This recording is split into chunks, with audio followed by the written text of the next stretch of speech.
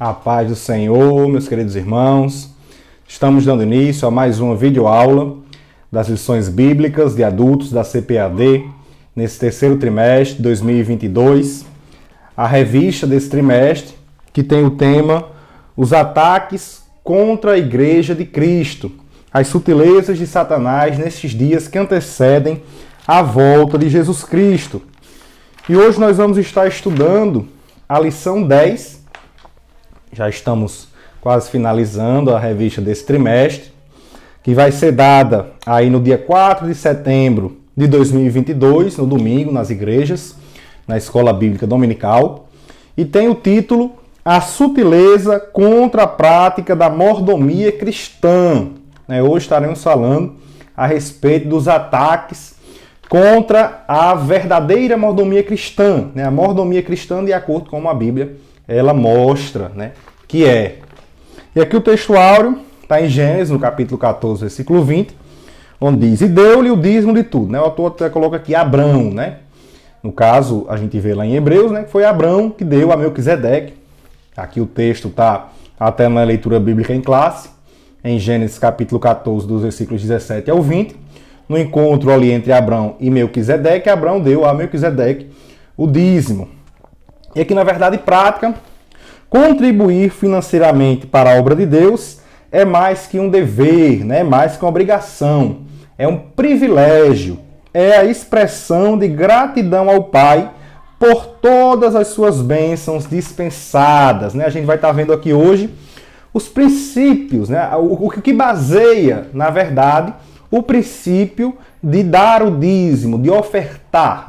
Quais são as bases disso? Nós estaremos vendo aqui hoje falando a respeito do que é a mordomia cristã. Estaremos falando aqui hoje também os ataques que vem sofrendo, as distorções que há, essas sutilezas, esses enganos, distorções em relação ao verdadeiro evangelho, que faz com que muitas pessoas caiam nessas ciladas e venham agir da forma errada, de maneira equivocada.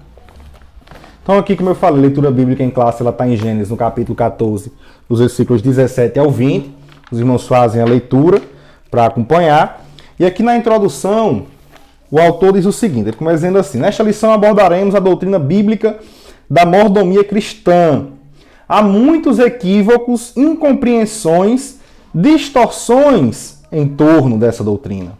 Aqui ele diz: visando corrigir alguns ensinos equivocados em torno desse assunto, que sutilmente se infiltraram no meio evangélico, faremos uma exposição daquilo que as Escrituras ensinam sobre a mordomia cristã.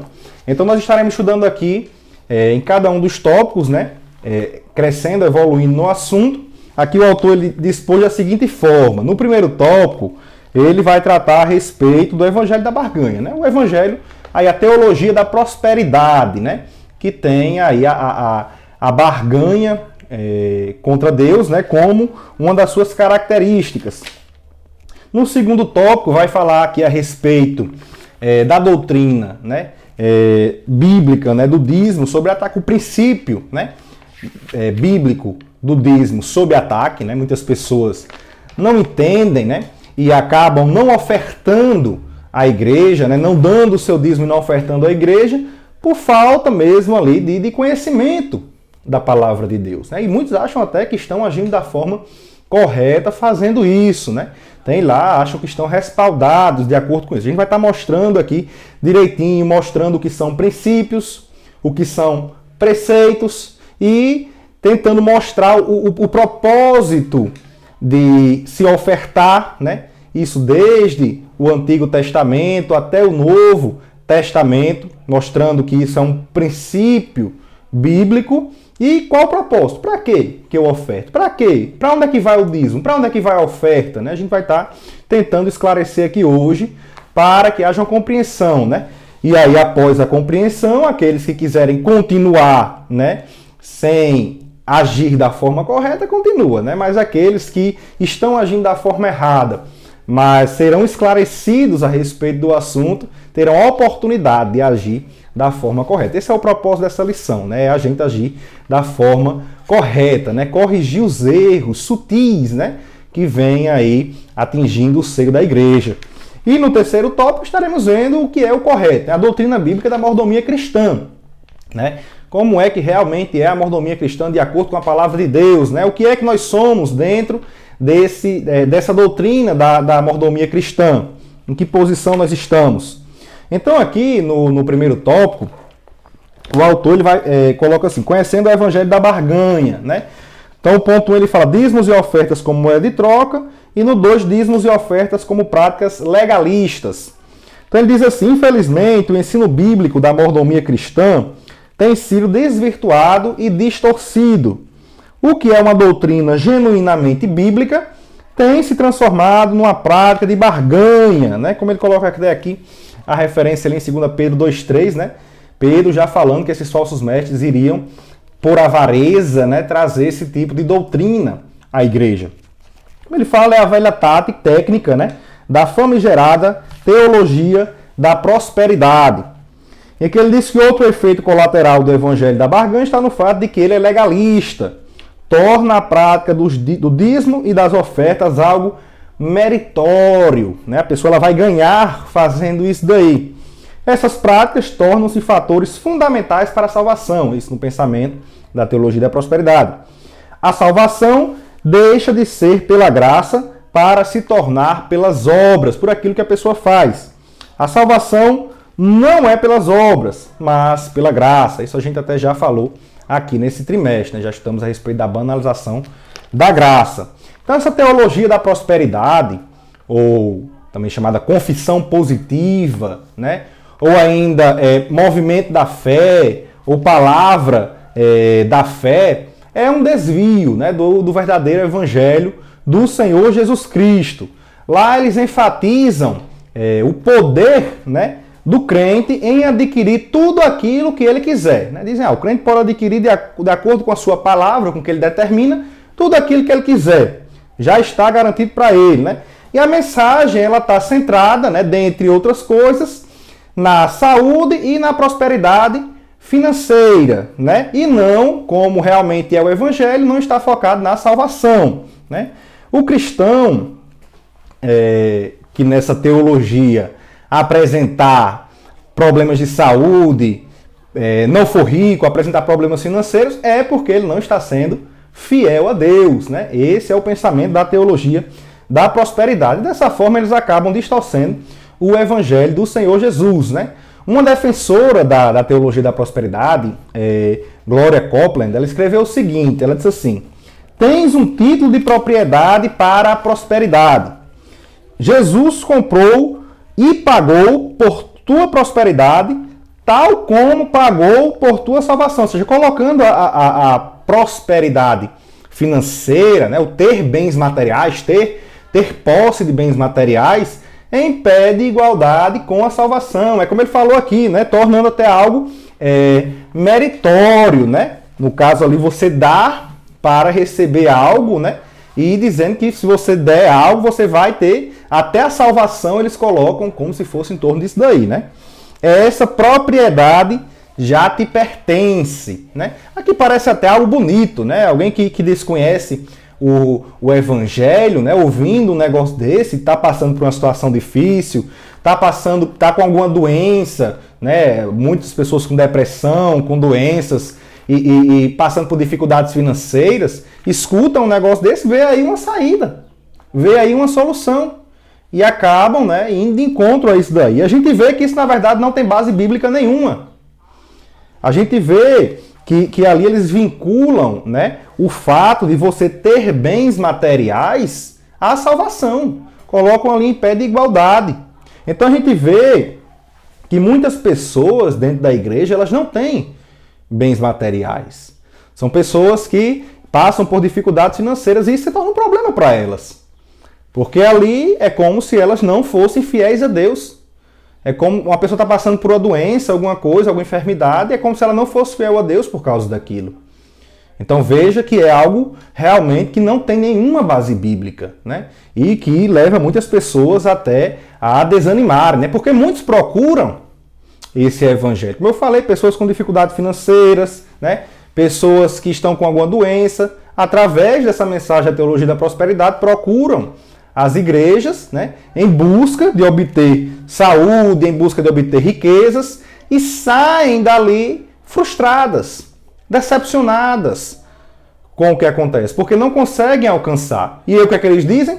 Não conseguiu porque não foi fiel a Deus. Então sempre tem ali, né, onde se resguardar, né, com isso daí.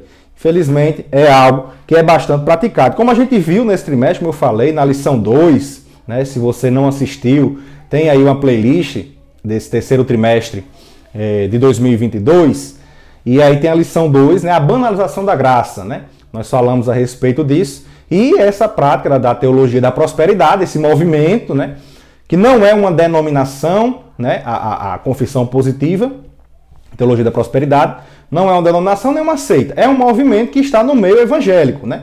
Principalmente nas igrejas pentecostais e neopentecostais, né? Essa teologia da prosperidade ou confissão positiva. E é, nesse caso, uma banalização da graça, né? Porque coloca a salvação como algo meritório. A gente falou disso lá na lição 2. E a gente vê que em Efésios, no capítulo 2 e no versículo 8, nos versículos 8 e 9, Paulo diz assim: porque pela graça sois salvos, por meio da fé. Isso não vem de vós, é dom de Deus.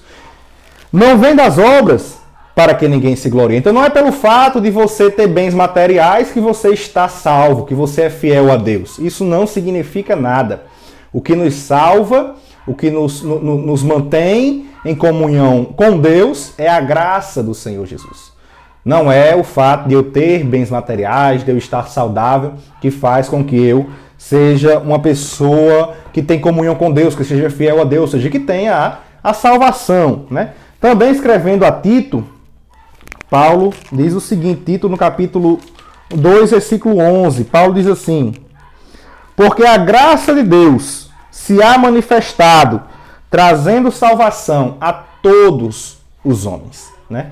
Então, a graça de Deus ela é para todas as pessoas. Então, você imagina só, uma teologia dessa da prosperidade, num país em que há oportunidade de crescer, ela consegue enganar algumas pessoas. Porque a pessoa ela consegue adquirir bens materiais e ali ela pensa que foi Deus realmente quem... E é realmente Deus quem concede, mas pensa que pelo fato de ela dar algo à igreja, ela recebeu aquilo ali. Então ela deu e recebeu, né? Que é o que eles apregou, né? Que é essa barganha, né? Você coloca Deus à prova, né? Se eu der, Deus, se você der, Deus vai lhe dar, né? Como se Deus desse porque a pessoa está dando algo a Deus, né? Então você veja que essa prática em países em que há possibilidade de crescimento, ela é bastante difundida, né? E isso acontece. Agora imagina só isso numa tribo. Imagina só isso num local em que as pessoas elas não têm possibilidade de crescer de vida. Então aquelas pessoas elas não vão conseguir ter prosperidade financeira por causa de uma situação social, não devido à falta de oportunidades. Então veja que elas vinculam a fidelidade a Deus a uma prosperidade financeira, a uma vida saudável e a outras coisas, e isso faz com que muitas pessoas elas passem por alguém que não está sendo fiel a Deus. Ou seja, uma pessoa que não tem a salvação. Mas a graça de Deus, ela se manifestou a todas as pessoas, não somente aquelas que prosperam financeiramente. Não é pecado prosperar financeiramente, mas também ser uma pessoa que não tem muita condição financeira também não é pecado. Essa pessoa ela pode alcançar a salvação da parte de Deus. A graça é para todos. O objetivo principal da vinda do Senhor Jesus aqui à Terra não foi para que o homem ele tivesse bens materiais. Até mesmo na questão de cura. Jesus curou bastante pessoas, mas este não foi o objetivo principal da vinda do Senhor Jesus. Não foi simplesmente curar. E veja que ele curou bastante pessoas. Onde ele andou, ele curava os enfermos, oprimidos do diabo. Mas esse não foi o objetivo principal. Ou qual foi o objetivo principal? Paulo escreve a Timóteo, no capítulo 1, no versículo 15, ele diz assim: esta é uma palavra fiel e digna de toda aceitação, que Jesus Cristo veio ao mundo para quê? Para salvar os pecadores, dos quais eu sou o principal. Então você veja que o objetivo do Senhor Jesus ter vindo foi para salvar os pecadores, né? Não foi para trazer prosperidade financeira, não foi para que nós tenhamos uma vida totalmente saudável. Muitas pessoas às vezes passam por problemas de saúde e nós como crentes acreditamos que o Senhor Jesus ele pode curar e não podemos, por causa de uma teologia da prosperidade que faz com que isso se banalize, deixar de acreditar na cura, porque o Senhor Jesus ele cura sim, e nós acreditamos nisso, mas devemos ter cuidado com esses desvios bíblicos, né? Ter cuidado com esses desvios bíblicos, porque muitas vezes nós podemos passar por uma situação de enfermidade, e isso não significa que nós estamos sendo infiéis a Deus, né? Muitas vezes passamos por isso devido a algumas outras situações. Então a gente vê que essa é uma prosperidade falsa, né? E existe uma prosperidade bíblica, uma prosperidade verdadeira, que está em viver na suficiência do Senhor Jesus. Até porque nós sabemos que Ele é um Deus de provisão, um Deus que provém para o seu povo, como Paulo lhe fala em 2 Coríntios, a igreja de Coríntios, no capítulo 3 e no versículo 5, ele diz assim: não que sejamos capazes, isso ele fala tanto no sentido material como no sentido espiritual, certo? Então Deus ele provém, ele é um Deus de provisão, tanto de bens, como já falei, materiais como bens espirituais. Vamos falar mais à frente também na questão da mordomia cristã. Nós somos mordomos não somente nos bens materiais, mas também nos bens espirituais.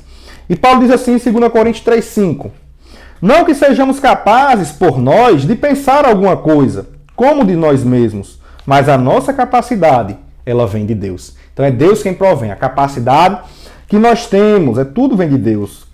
Em 2 Coríntios 9,8, ele diz assim: e Deus é poderoso para fazer abundar em vós toda graça, a fim de que, tendo sempre em tudo toda a suficiência, abundeis em toda boa obra. Né? Então é Deus quem vai provendo. Ele é um Deus de provisão. É nisso que nós acreditamos. Então nós temos aí uma vida material, onde nós temos o necessário para viver dignamente, e uma vida espiritual em que nós vamos ter paz com Deus. Né? É como em Provérbios, no capítulo 30, Salomão ele escreve o seguinte.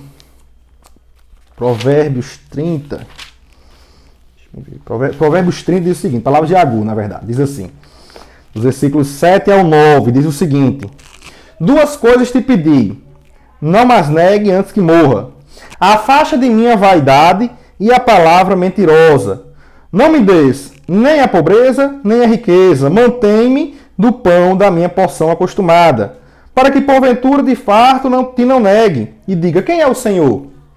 Ou que empobrecendo não venha a furtar e lance mão do nome de Deus. Então aqui ele pede, na verdade, aqui é um princípio mostrando que nós temos que ter aquilo que é necessário da parte de Deus. Nós não precisamos ser ricos, não é um pecado ser rico, não é pecado ter bens materiais, até porque isso é nós podemos dessa forma ser um canal de bênção para as outras pessoas, ajudar outras pessoas tendo bens materiais. Isso não é um problema. Mas no caso aqui ele está mostrando que Deus, ele dando aquilo que nós necessitamos, dando aquilo que nós temos necessidade, nós iremos permanecer firmes no caminho.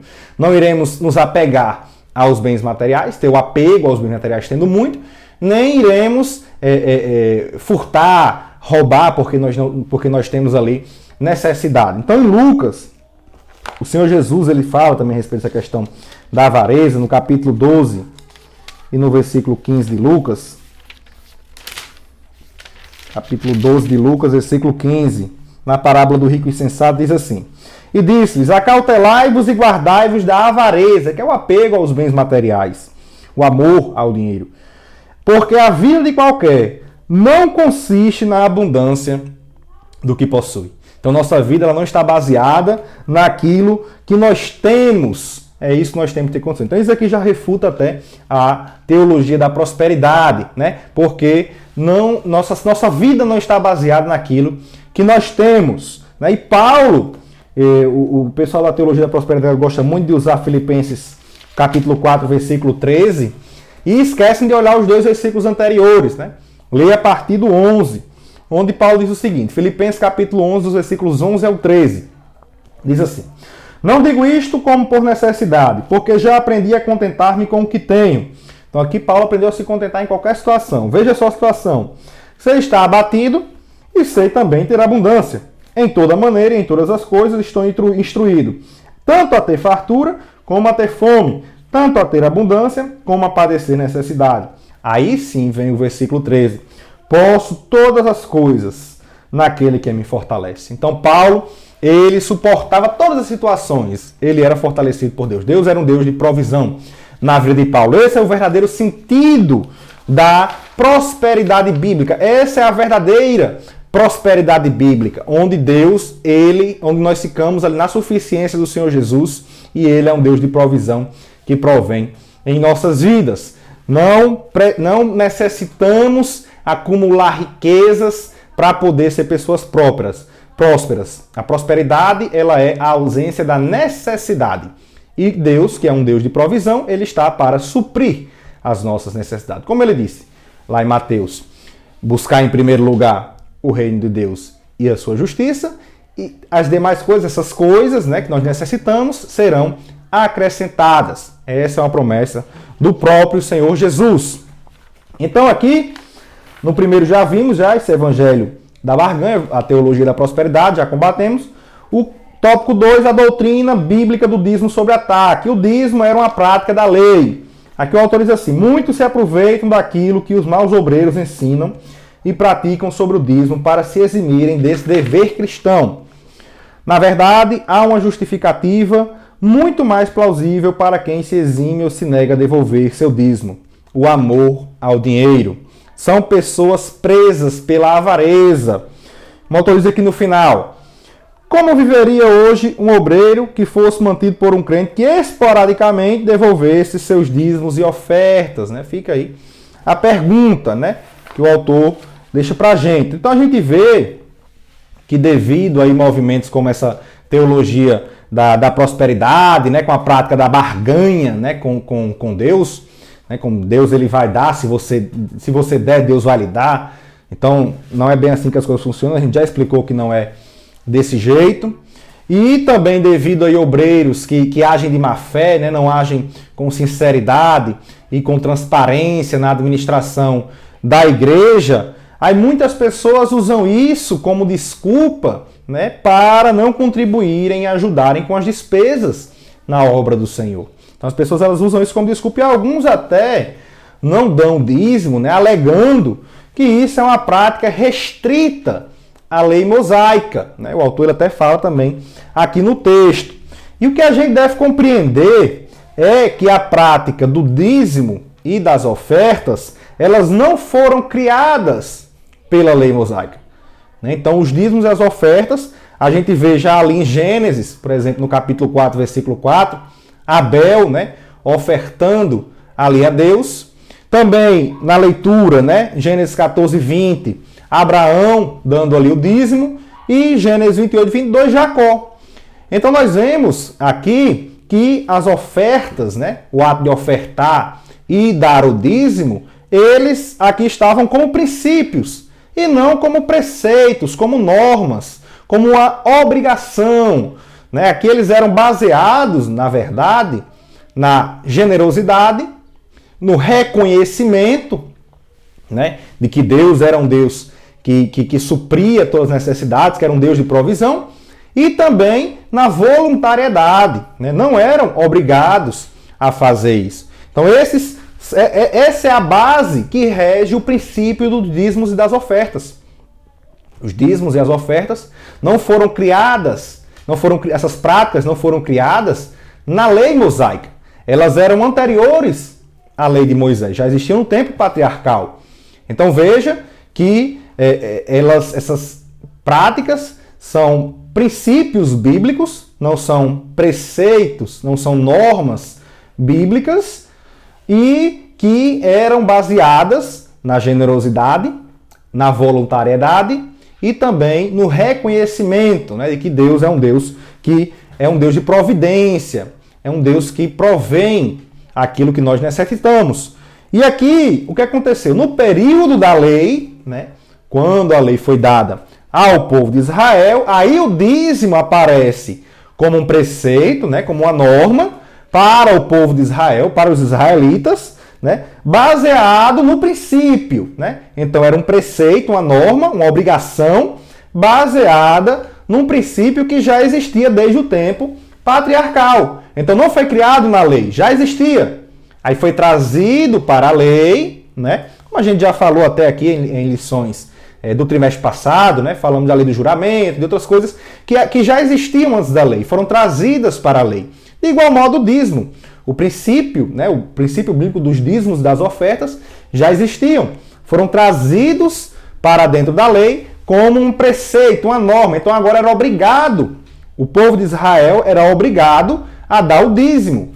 Com um propósito, não era só dar o dízimo, simplesmente, vou dar o dízimo aqui para. Não, era um propósito, era para manter ali a tribo de Levi, né, que não tinha herança no meio do povo, porque eles eram separados para cuidar do sacerdócio, né? Então, em tempo integral, eles ministravam ali diante de Deus, e isso fazia com que eles não tivessem um emprego, né? Então, o que eles recebiam era o dízimo do povo de Israel, né? Não tinha como eles trabalhar na terra, eles não tinham herança, então as pessoas trabalhavam e mantinham essa tribo com os dízimos e com as ofertas, né? Era disso daí que eles tiravam o seu sustento, né? Esse era o propósito ali no povo de Israel, era um preceito.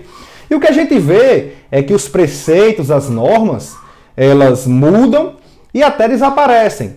Mas os princípios, eles são imutáveis e são eternos, permanentes.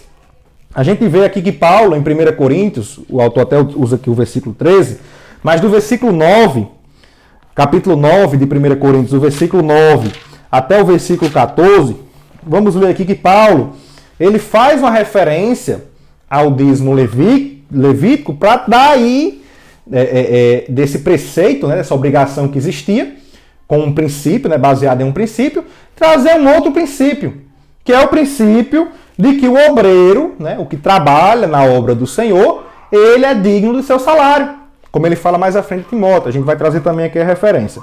Mas ele diz assim, versículos 9 até o versículo 14 de 1 Coríntios, no capítulo 9. Porque na lei de Moisés está escrito, não matarás a boca ao boi que trilha o grão. Porventura tem Deus cuidado dos bois? Ou não diz certamente por nós? Então Deus aqui está falando de pessoas, né? Certamente que por nós está escrito. Porque o que lavra deve lavrar com esperança, e o que debulha deve debulhar com esperança de ser participante. Se nós vos semeamos as coisas espirituais, será muito que de vós recolhamos as carnais? Se outros participam deste poder sobre vós, por que não mais justamente nós?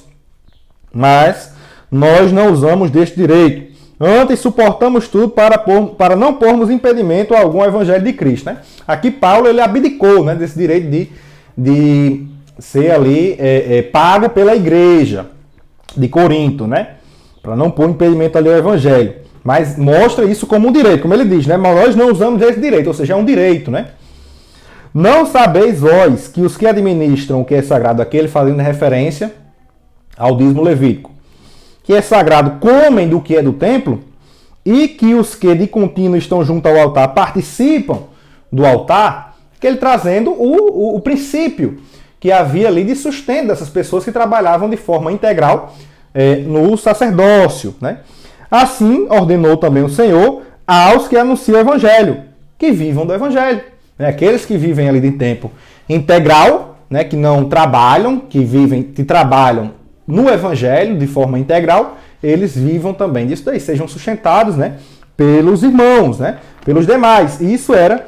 Aí aqui nós vemos um preceito, o princípio, que é o de sustentar o obreiro, e aí também um preceito, uma normativa, né, de Paulo, como ele fala para Timóteo. Em 1 Timóteo, no capítulo 5, nos versículos 17 e 18, ele diz assim, ó, os presbíteros que governam bem sejam estimados por dignos de duplicada honra, principalmente os que trabalham na palavra e na doutrina.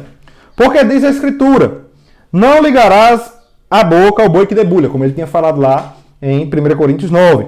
E digno é o obreiro do seu salário.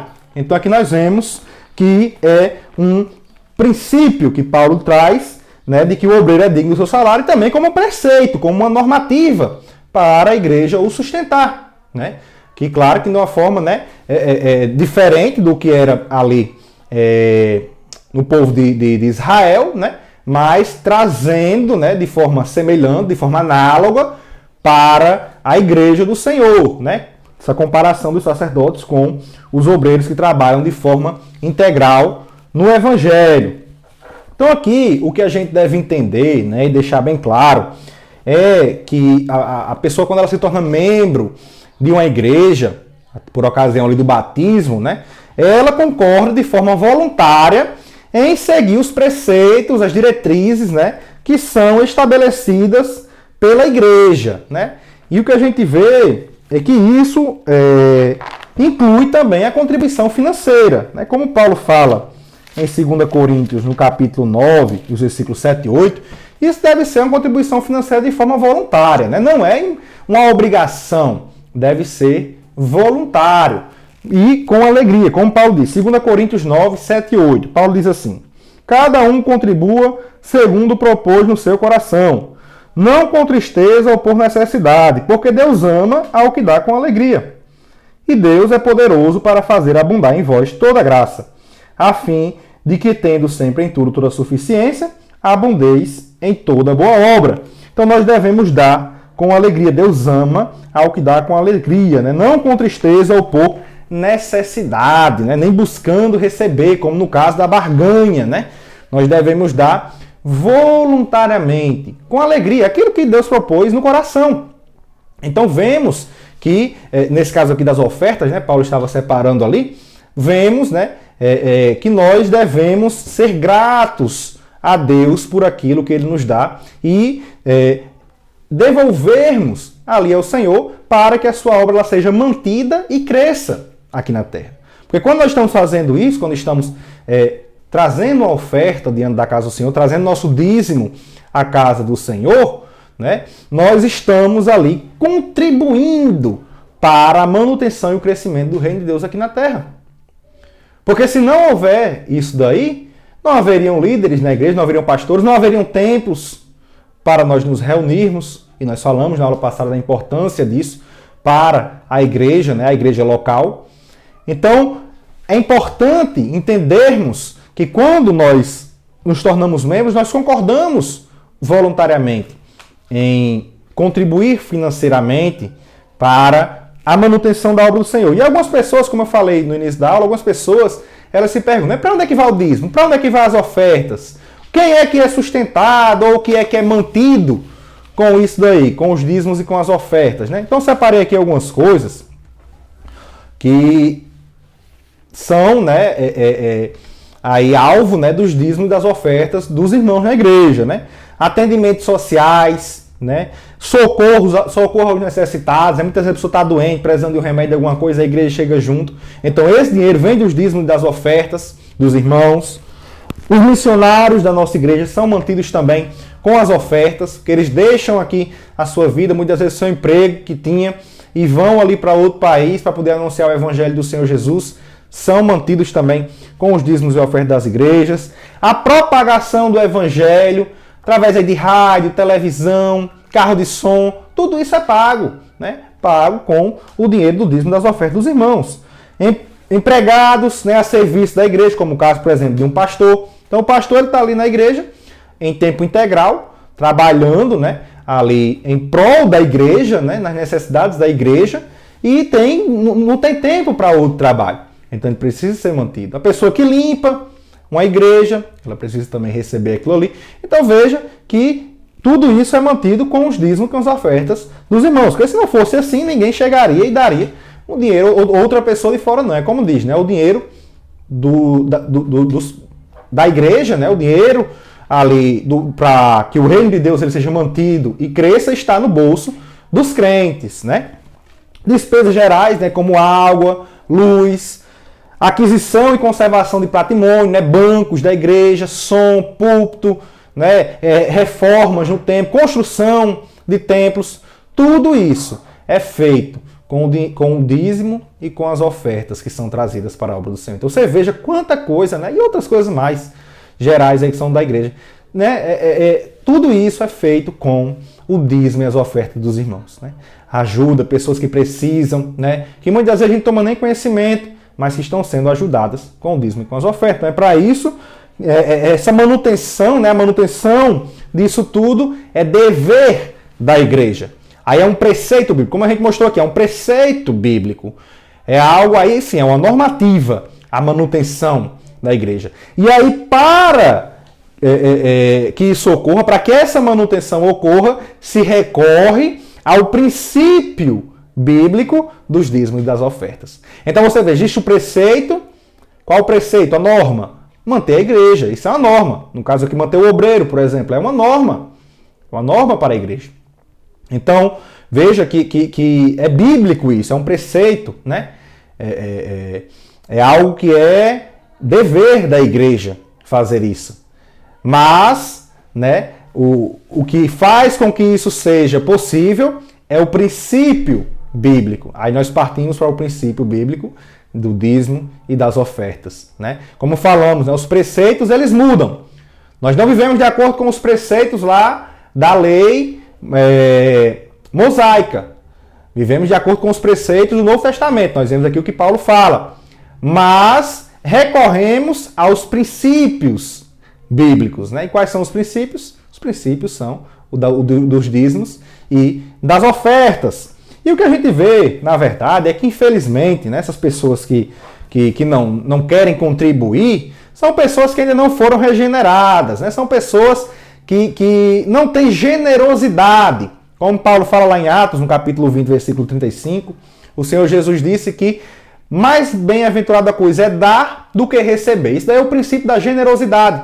Como nós falamos, o que baseia o princípio do dar o dízimo e dar ofertas é a generosidade, o reconhecimento, a voluntariedade, né? Isso é o que baseia. Então, essas pessoas elas não têm generosidade, não reconhecem que tudo que ela possui veio de Deus.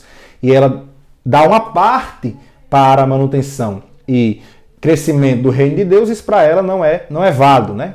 Não é bíblico para ela. Então são pessoas que na verdade são avarentas, são apegadas aos bens materiais. É como o autor bem disse aqui, né? Na verdade eles amam o dinheiro, né? Como está lá em 1 Timóteo 6,10, né? O amor do dinheiro, o amor ao dinheiro é a raiz de todos os males, né? E também o escritor aos Hebreus, no capítulo 13, e o versículo 5, ele diz, né, que as coisas sejam feitas sem avareza, né, sem apego ao dinheiro. Então nós devemos tomar muito cuidado, porque a avareza ela pode nos levar para um fim drástico, né? Nós podemos ser excluídos até do reino de Deus, né, com a avareza, né? Somos excluídos do reino de Deus se formos avarentos, apegados aos bens materiais. Aqui o autor, no seu livro, eu quero ler um texto que ele fala aqui, traz um texto bem interessante a respeito dessas pessoas que não contribuem, né, com a obra do Senhor. Ele diz assim, ó: tenho a convicção de que jamais vamos ter 100% de dizimistas e ofertantes na igreja, mesmo que falemos disso todos os dias. Pessoas infiéis, mesquinhas e avarentas existem em toda parte. Estou também consciente de que os não dizimistas da igreja, olha só, são aqueles que mais cobram da igreja do pastor. Isso aí realmente é algo, né, para quem faz parte, né, entende, percebe esse tipo de coisa, são essas pessoas mesmo, que mais cobram, né, são aqueles que não dão. Murmuradores jamais vão acabar, né, isso a gente viu no Antigo Testamento, viu no Novo, viu na igreja hoje em dia. Acham motivos para reclamar de tudo. Alegam que eles mesmos vão administrar seus próprios recursos, porque, segundo eles, o pastor não saberia fazer isso, né? E aí querem administrar o meu dízimo, né? Aí, como o autor bem diz aqui, isso é bem verdade, né? Não fazem uma coisa, nem outra. Nem dão dízimo, nem faz essa administração que eles dizem que vão fazer. Isso aqui foi bem certeiro. A avareza não os deixa fazer, né? Então são apegados mesmo ali. O amor, né, ao dinheiro. Esse tipo de gente joga no time dos desigrejados. São pessoas que não têm submissão à liderança, né? Esse texto está na página 118, né, do livro, né, que acompanha também a nossa lição, né, do autor José Gonçalves, né? Ele traz aí essa reflexão e realmente são muitas verdades, né? São murmuradores, são avarentos e fazem parte aí dos desigrejados. São aquelas pessoas que não têm submissão à liderança na igreja, né? Como nós falamos na aula passada, na lição 9, né, a respeito do movimento dos desigrejados. Então o que a gente tem que evitar, na verdade, são os extremos, né? Evitar, né, aquelas pessoas, existem aqueles líderes, né, que estão à frente da igreja, líderes entre aspas até, né, que querem se beneficiar da fé dos irmãos e enriquecer com isso daí, né, procurando acumular bens materiais em cima da fé das pessoas. Isso é um extremo errado. E o outro extremo são aquelas pessoas que não querem contribuir para a manutenção e crescimento da obra do Senhor, né? Às vezes encontram desculpas, mas isso não adianta de nada, né? Se todo mundo fosse encontrar desculpa, né, e ninguém fosse contribuir, não haveria templos, não haveria como contribuir. Mas pela graça de Deus, né, existem pessoas conscientes da responsabilidade, né, que nós temos como cristãos de manter o reino de Deus, né, aqui na terra crescendo, né, e muitas pessoas sendo salvas através aí, da nossa contribuição. Isso porque para um missionário ir para outro país, ele precisa ser mantido naquele outro país. Então muitas pessoas aceitam a Cristo em outros países através da obra missionária de missionários que são enviados pela nossa igreja, mantidos com os nossos dízimos e ofertas, e ali nós estamos também ajudando, né? Como diz, missão é feita, só um exemplo, né, no caso de missionários que vão para outros países, mas existe também da igreja local, mas a missão ela é feita, né, com os joelhos dos que oram, com os pés dos que vão e com as mãos dos que contribuem, né? Então nós precisamos ser conscientes, né? E, claro, né, ter um equilíbrio, né? O cristianismo ele tem que ser equilibrado, evitar sempre os extremos, né? Todos os pastores eles devem buscar como líderes, né? Essa palavra fica agora para os pastores, né? Serem transparentes, né? Serem fiéis, né? Não serem pessoas avarentas, né? Porque também o pastor ele pode estar sendo avarento, né? Procurando enriquecer a base da fé dos irmãos. Então aqui vamos agora para o tópico 3, a doutrina bíblica da mordomia cristã. O autor fala de Deus como criador e provedor, e também o homem como dispenseiro e administrador das coisas de Deus. Ele diz assim, o primeiro princípio básico da doutrina da mordomia bíblica está no fato de que Deus é o criador e provedor de tudo. Tudo que existe no mundo, incluindo todas as suas riquezas, foi criado por Deus. Ser dizimista e ofertante nada mais é do que reconhecer o Senhor como a fonte provedora de tudo. Outro princípio igualmente importante, no que concerne à mordomia cristã, está no fato do homem ser despenseiro das coisas que Deus criou. Somos despenseiros, não somos donos. Quando usamos esse princípio para todas as áreas das nossas vidas, porque a mordomia ela se estende a várias áreas, experimentamos o cuidado e zelo de Deus. Como está lá, né, Paulo ele fala em 1 Coríntios capítulo 6, versículo 10, né? A avareza também é um pecado gravíssimo. O avarento será excluído do céu, né? A avareza é aquela pessoa que ama o dinheiro, né? Que é apegada ao dinheiro, né? Então, como a gente vê aqui, ele coloca o Salmo 24, versículo 1, diz, né? Do Senhor é a terra e a sua plenitude, o mundo e aqueles que nele habitam. E também Atos 17, 24, né? O Deus que fez o mundo e tudo que nele há, sendo o Senhor do céu e da terra, né? Então, aqui ele mostra, nós vemos Deus como o dono absoluto de todas as coisas, né? Tanto de todas as coisas, né? Como também de todos os seres humanos. Então nós vemos que até aí o homem, ele nem dono de si mesmo ele é. Deus é o dono de todas as coisas e de todos os seres humanos. Esse é o primeiro princípio, né, da mordomia cristã, que Deus ele é o dono de tudo. O segundo princípio, né, é que apesar de Deus ser o dono de tudo, ele nos confia, né, ele nos confiou bens materiais e bens espirituais para que nós administrássemos isso. Então esse é o segundo princípio da mordomia cristã, é que Deus, mesmo sendo o dono de tudo, ele nos confia esses bens materiais e bens espirituais para nós administrarmos como mordomos, né? Então a mordomia cristã, ela é a administração desses bens, né? Como o autor bem coloca aqui no início, né? Não é o fato, né? A mordomia não é os privilégios vividos indevidamente, né? Ah, tá na mordomia. Não, né? A mordomia aqui é a administração dos bens do Senhor, né? Tanto no aspecto individual, para consigo mesmo, como no aspecto coletivo, como por exemplo um pastor em relação à igreja, né, ao povo de Deus, né? Existe ali também uma mordomia. Então, nós devemos sempre nos perguntar, né, como é que a gente tem administrado, por exemplo, o nosso tempo? Como é que a gente tem administrado nossa vida espiritual, o nosso ministério, a nossa família? Como é que a gente tem administrado o nosso dinheiro? Então vemos que Deus ele é dono de tudo. Nos concedeu tudo isso. Deus nos concede essas coisas. E nós estamos como administradores. E como é que a gente tem administrado isso? Devemos sempre parar para refletir. Quando falamos de mordomia cristã, falamos disso. Devemos refletir em torno disso. Como é que nós estamos como administradores dessas coisas? Devemos lembrar que nós somos, como o autor fala aqui, administradores e não donos. Então devemos zelar, ter cuidado com as coisas de Deus. Até porque um dia a gente vai prestar conta disso diante de Deus. Em breve, todos nós iremos prestar conta de tudo que recebemos da parte de Deus, de tudo aquilo que Ele nos confiou.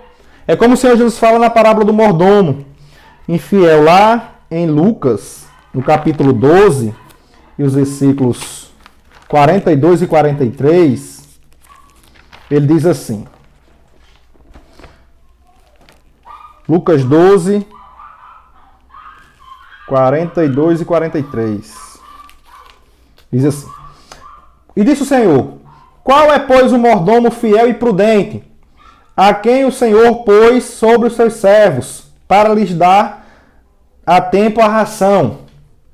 Bem-aventurado aquele servo a quem o Senhor, quando vier, achar fazendo assim, né? Então Deus, Ele nos concede algumas coisas, nos concede bens materiais para nós administrarmos, nos concede bens espirituais para nós administrarmos. Nesse caso aqui, até no pensamento coletivo, né? Esse mordomo aí, porque ele tinha que dar a ração aos outros, né? Dar de comer ali aos outros. Então, algo que Deus confia a nós, para nós administrar. Não é nosso, é de Deus, é do Senhor, mas Ele nos confia. E aí nós devemos administrar bem aquilo que Deus nos dá, porque iremos prestar conta quando o Senhor nos chamar. Então, em breve, iremos prestar conta daquilo que Deus tem nos confiado. Então, não podemos, nessa situação de administradores, nos apegar aos bens materiais, sermos avarentos, amar os bens materiais, ter apego aos bens materiais. Até porque quando a gente morrer, não vamos levar nada de material desta terra. Não há nada material que nós vamos levar. Quando morrermos, a casa que você tem, o carro que você tem, as roupas que você tem, o que você vai levar? Não vai levar nada. O seu dinheiro, tudo vai ficar para outra pessoa. É como o salmista fala no Salmo 49, e os versículos 10 ao 12, Salmo 49, o salmista diz assim, porque vê que os sábios morrem, que perecem igualmente o louco e o bruto. Então, morre o sábio, morre o louco, todos estão destinados a morrer. E deixam a outros os seus bens. O seu pensamento interior é que as suas casas serão perpétuas e as suas habitações de geração em geração. Né? Pensam sempre ali em acumular, né? Porque acham que vai ser para sempre. Dão as suas terras dos seus próprios nomes. Todavia o homem que está em honra não permanece. Antes é como os animais que perecem. Né? Então todos estão destinados a morrer e não vão levar nada. Vão deixar para os outros que ficarem. Né? Então não podemos estar apegados. Né? Até porque o amor ao dinheiro ele traz um fim drástico. Né? Como o autor traz aqui. 1 Coríntios, no capítulo 6, no versículo 10, né? Ele coloca os avarentos em pé de igualdade com outros aqui, como idólatras, né? Adúlteros, efeminados, homossexuais, ladrões, bêbados, né? Imorais. Todos esses não herdarão o reino de Deus, em 1 Coríntios 6, 10. Né? Então nós devemos ser mordomos fiéis daquilo que Deus nos concedeu, daquilo que Deus nos confiou. E devemos contribuir financeiramente para o crescimento da obra de Deus, para a manutenção e para o crescimento da obra de Deus aqui na terra. Né? Não com o propósito de sermos abençoados por essa prática, né? Por causa dessa prática de estar dando, né? Como fala a teologia da prosperidade ou a confissão positiva, mas porque nós já somos abençoados por aquele que é dono de todas as coisas. Né? Não vamos dar esperando algo em troca, porque aquilo que nós temos, nada é nosso. Tudo foi aquele que é dono de todas as coisas que nos concedeu. Então nós devemos administrar bem tudo aquilo que Deus nos dá, como mordomos fiéis, porque um dia iremos prestar conta de tudo isso. Então aqui na conclusão, né, o autor diz, vimos que a doutrina da mordomia é bíblica e como tal deve ser exercida por cada crente fiel a Deus. E a prática dos dízimos e das ofertas é fundamentada em princípios bíblicos imutáveis, como a gente falou. São princípios bíblicos, né? Acho que ficou bem claro, né? Se os irmãos não entenderam bem, voltem um pouco aí no vídeo, né, para recapitular. No tópico 2 nós falamos isso, né? Da diferença de princípios e preceitos, né? Os dízimos e ofertas claramente na Bíblia são princípios. São princípios e são imutáveis. E como tal, deve ser observada e obedecida pelo crente que é fiel a Deus e que sente gratidão por tudo aquilo que Deus fez por ele. Louvado seja o nome do Senhor Jesus. Na próxima lição, lição 11, estaremos estudando a sutileza das mídias sociais, né? Então, eu acredito que se você ficou até aqui conosco, você gostou desse vídeo, então peço que você curta esse vídeo. Se desejar também, se inscreva no nosso canal, ative o sininho para estar recebendo aí as nossas notificações. Postamos aqui os vídeos semanalmente. Também compartilhe com seus amigos, com seus irmãos, para que eles venham se edificar nesta palavra, aprender a respeito da mordomia cristã. E não se esqueça, neste domingo, participe da Escola Bíblica Dominical. Que Deus abençoe a todos, em nome de Jesus.